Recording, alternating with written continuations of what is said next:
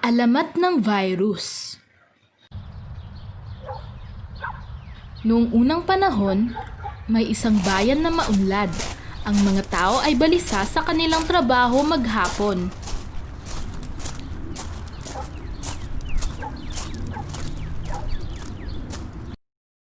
At kapag gabi, sila ay nagpapakasaya ng sobra at ang iba ay naglalasing. Inom pa tayo, lilibre ko kayo. Madami kaya ang benta. Sa maunlad na bayang ito, ang mga tao ay nakalimot sa paglilinis sa kapaligiran. Ang daluyan ng tubig ay naging marumi. Ang mga basura ay nagkalat sa daan. At ang paghalo sa mga eksotik na hayop tulad ng paniki at pangolin sa mga ordinaryong hayop ay marahil ang naging dahilan ng pagkakaroon ng mga sakit. Kumalat ang sakit at marami ang namatay. Nagkaroon ng pandemya. Dahil dito, nag-imbestiga si Doc Tong at kumuha ng dugo sa mga pasyente upang pag-aralan ang sakit.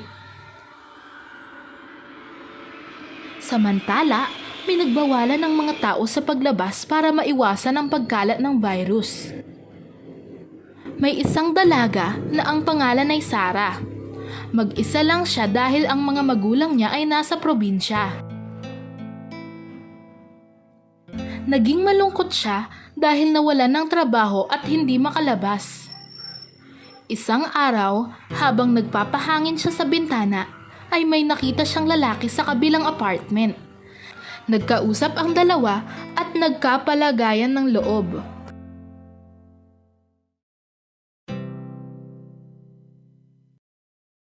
Araw-araw ay lagi silang nagkekwentuhan.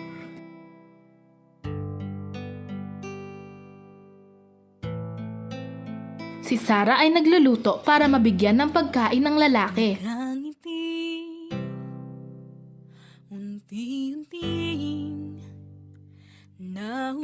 Na-in-love si Sarah sa lalaki at isang gabi ay gumawa sila ng paraan para makatawid ang lalaki at sila ay nagsama ng gabing yun. Sa mga pangakong magkikita. Samantala, nakadiskubre ng gamot si Doc Tong at naging matagumpay ito. Maraming sakit ang napagaling.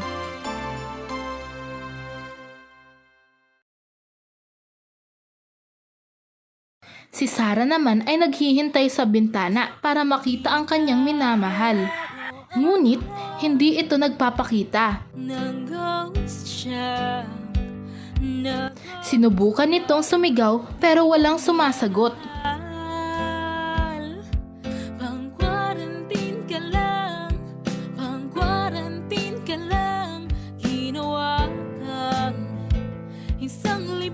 Lumipas ang mga araw. Lumabas si Sarah para mamalengke. Ang label yo'y PQ, pang-quarantine ka lang.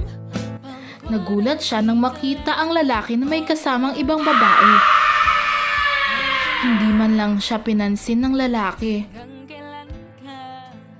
Napaiyak si Sarah sa kanyang nakita.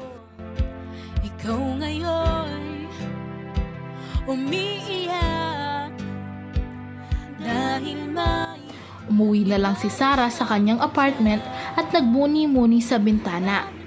Umaasa na dudungaw sa bintana ang lalaki. nag-ghost ka, di ka niya mahal. Pang-quarantine ka lang, pang-quarantine ka lang. Ginawa kang isang libangan. Hindi kayo MU, ang label nyo'y PQ. Pang-quarantine ka lang, pang-quarantine ka lang. Sabi ng nanay mo, maghugas ka ng plato. Pero bakit ba siya ang inatupag mo?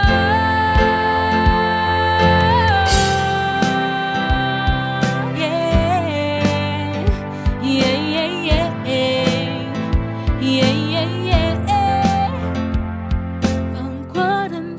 ka lang, pang quarantine ka lang, ginawa kang